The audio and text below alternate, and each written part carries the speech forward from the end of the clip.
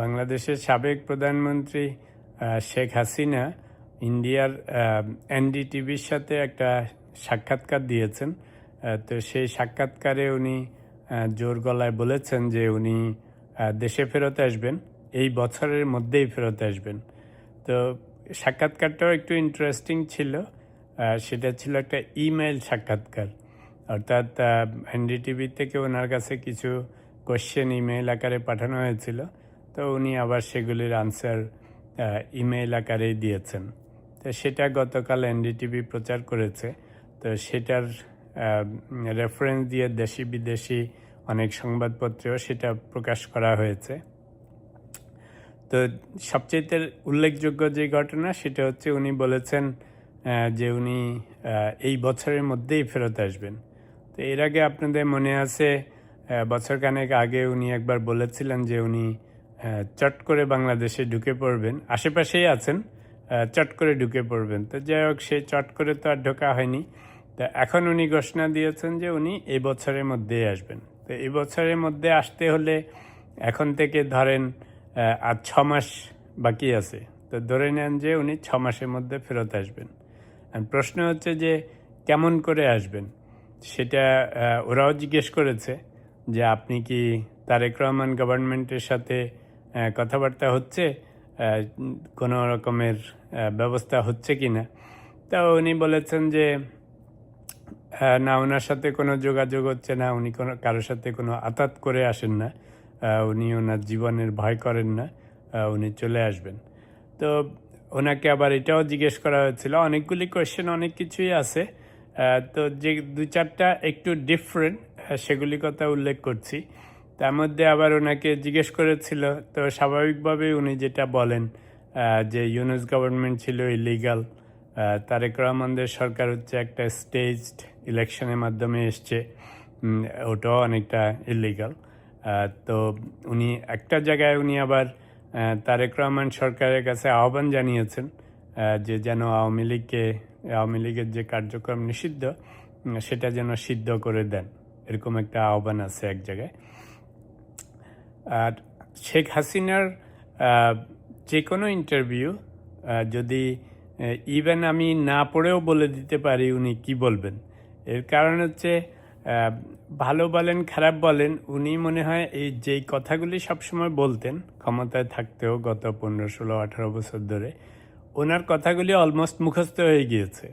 তো আপনি ওনাকে যেই কোয়েশ্চেনই করবেন সেই আনসারগুলি অনেকটা গরুর রচনার মতো মুখস্থ এখন, অর্থাৎ সেই 1971 থেকে শুরু হবে, ওনার আব্বার মারা যাওয়া থেকে শুরু হবে, সেগুলি উনি বলবেন যে কোনো কোয়েশ্চেনের মধ্যে। ভালো খারাপ বলছি না, কিন্তু ওনার যে প্যাটার্ন, তো উনি আসতে চান শুধু নিজের স্বার্থে না, উনি আসতে চান দেশের জনগণের জন্য, জনগণের স্বার্থের জন্য, ডেমোক্রেসির জন্য, এই সমস্ত কথা। তো উনি যখন ক্ষমতায় ছিলেন তখনও উনি প্রায় বলতেন ওনার কিছু চাওয়া পাওয়ার নাই, উনি সব দেশের জন্যই করেন, জনগণের জন্যই করেন। তো এটা নাথিং নিউ। তো মোটামুটি পুরা ইন্টারভিউটা যদি আপনি ধৈর্য সহকারে পড়েন, বিশেষ করে ইন্ডিয়ান নিউজ পেপারে যা প্রকাশ করেছে এনডিটিভির রেফারেন্স দিয়ে, তো প্রত্যেকটা কোয়েশ্চেন এবং প্রত্যেকটা আনসার প্রিটি মাচ সেম। মানে আপনি না পড়েও যদি আগে যেরকম উনি কথাবার্তা বলতেন, যা আনসার দিতেন, সেগুলি ওখানে সেভাবেই উনি আনসার দিয়েছেন, সবগুলি মুখস্থের মতো। একটা ইন্টারেস্টিং জিনিস লক্ষণীয়, সেটা হচ্ছে যে এনডিটিভি থেকে ওনার কোনো রিসেন্ট ফটোগ্রাফ বা কোনো ভিডিও প্রকাশ করেনি। গত অনেক দিন ধরে শেখ হাসিনার আসলে লাইভ কোনো ফটো, ভিডিও, কোথাও যাওয়া আসা, সেগুলি কিন্তু দেখা যায় না। সবাই ফাইল ফটো ইউজ করেন, মানে আগে যেগুলো ছিল। তো এবারের এনডিটিভিতেও সেটাই ইউজ করেছেন। তবে এই প্রসঙ্গে আরও 2-একটা কথা বলতে চাই যে উনি এর আগেও বলেছিলেন যে উনি আশেপাশেই আছেন, চট করে ঢুকে পড়বেন। তা আসলে জিনিসটা তো সেরকম না। আপনি ইভেন পাশের দেশে থাকলেও ইন্টারন্যাশনাল ট্রাভেলের নানা রকম কায়দা কানুন আছে। তা আপনি যদি এখন ধরেন এই বছরের মধ্যে আসতে চান, আনলেস সরকারিভাবে আপনাকে ব্যবস্থা করে, ট্রাভেল পাসের ব্যবস্থা করে, আমি শিওর ওনার পাসপোর্ট জব্দ করা আছে বা ক্যান্সেল করা আছে, তো সেগুলির ব্যবস্থা করতে হবে। তাহলে সরকার থেকে এগুলি ট্রাভেল ডকুমেন্টের ব্যবস্থা করতে হবে।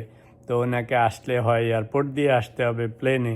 তো কোয়েশ্চেন হচ্ছে যে যেহেতু ওনার বিরুদ্ধে আইসিটি থেকে মৃত্যুদণ্ড দেয়া আছে, তো অবভিয়াসলি উনি আসলে গভর্নমেন্ট তো ওয়েলকাম জানাইতে যাবে। তো সেই ওয়েলকামের অর্থ তো বুঝছেন, সেটা হতে পারে যে প্রথমে জেলে নিয়ে যাওয়া। সেকেন্ড অপশান হচ্ছে যে শেখ হাসিনা আসবে বললে ডেফিনেটলি আওয়ামী লীগের এত কর্মী অনেকেই উচ্ছ্বসিত হয়ে এসব জেল, জরিমানা বা নিষিদ্ধ এসব কথা তো আর মানবে না, ওরা এয়ারপোর্টের দিকে রওনা করবে। তো যত কিছুই হোক, মানে জিনিসটা তো অত সহজ হবে না। ইন্ডিয়াও নিশ্চয়ই ওদের একটা মিলিটারি প্লেন দিয়ে পাঠিয়ে দিবে না।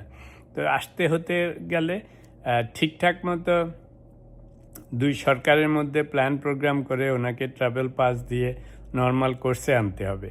মানে হঠাৎ করে যে দুম করে ঢুকে যাব সেটা তো আর হবে না, সেটা এক্স প্রাইম মিনিস্টার হইলেও হবে না, রাইট? আর যদি উনি বর্ডার দিয়ে চলে আসতে চান, সেটাও তো হুট করে হবে না।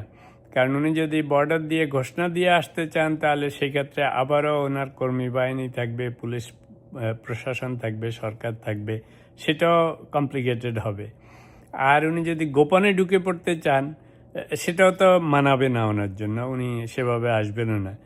তো যদিও এই কথাগুলি বললে আওয়ামী লীগের কর্মী সমর্থকের মধ্যে একটা সাহসের সঞ্চার হয়, কিন্তু এগুলি আসলে এখন বলার জন্য বলা আর কি। তবে অনেকে আবার এটাও বিশ্বাস করেন, কথার মধ্যে কিছুটা সত্যতাও আছে। সেটা হচ্ছে যে শেখ হাসিনা আমলে, আগে পরে বাংলাদেশের যতগুলি সরকার প্রধান ছিল, খারাপ বলেন আর ভালো বলেন, শেখ হাসিনা কিন্তু সাংঘাতিক রকমের কঠোর এবং সাহসী, সেটা ভালোর জন্য হোক আর খারাপের জন্য হোক। যে পরিমাণ মানুষকে ধরেন আইসিটির মাধ্যমে জামাতের আগের সেই বঙ্গবন্ধু খুনিদের যতজনকে উপর ওনার ক্ষোভ ছিল, সবগুলিকে ধরে ধরে এনে কিন্তু নানাভাবে এক্সিকিউট করেছে। ইভেন কথিত আছে দু একজনকে উনি নিজের হাতে জবাইও করেছেন। সত্যি মিথ্যা জানি না, কিন্তু এরকম শোনা কথা। তো পয়েন্ট হচ্ছে যে শেখ হাসিনা অত সহজ ব্যক্তি না, মানে আয়রন লেডি বলতে পারেন, খারাপ অর্থে বলেন, ভালো অর্থে বলেন। তো সেই জন্য অনেক মানুষ, অনেকে হয়তো বিশ্বাস করে যে উনি বলছেন যখন উনি হুট করে চলে আসবেন। তবে আসলে রাষ্ট্রীয়ভাবে একটা সরকার যখন পতন হয় গণ আন্দোলনের মুখে, সেটা খুব টাফ হয়। কারণ তারেক রহমানের কথা আপনাদের মনে আছে, ওনার তো মৃত্যুদণ্ড ছিল না, ওনার যাবজ্জীবন ছিল।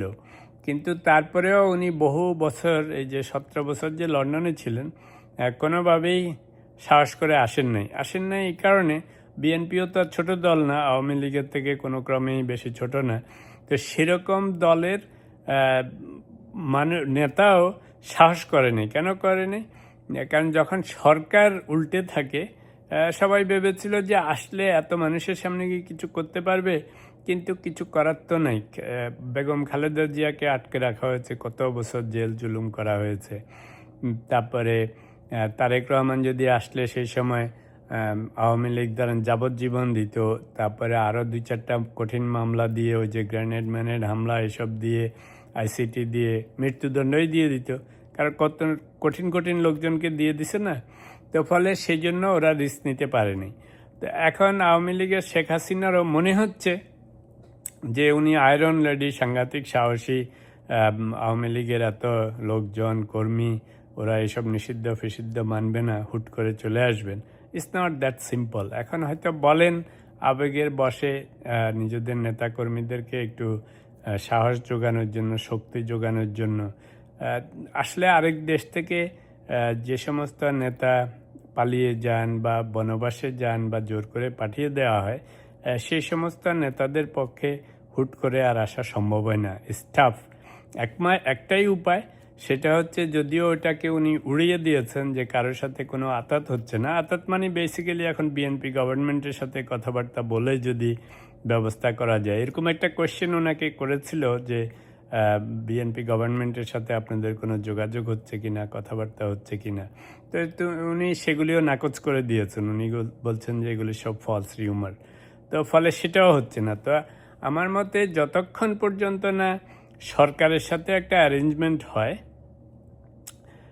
যাতে যদি সরকার পজিটিভলি সেটা দেখে যে আচ্ছা আসেন বিচার বিবেচনা হবে, তখন সেরকম একটা অ্যারেঞ্জমেন্ট হলে আসতে পারবেন। তারপরে সরকার যদি আওয়ামী লীগের কার্যক্রমের একটা বিহিত করেন, কারণ সেটাও তো কবে হবে তার তো কোনো ঠিক নেই, তো সেটাই একমাত্র উপায়। তা আমি এই জন্য এর আগেও একটা ভিডিওতে বলেছিলাম যে এখন সাংঘাতিকভাবে সরকার বিরোধী দলের বিপক্ষে গেলে এটা অনেক দেরি হবে, যদি কিছু ভালো হওয়ারও হয়।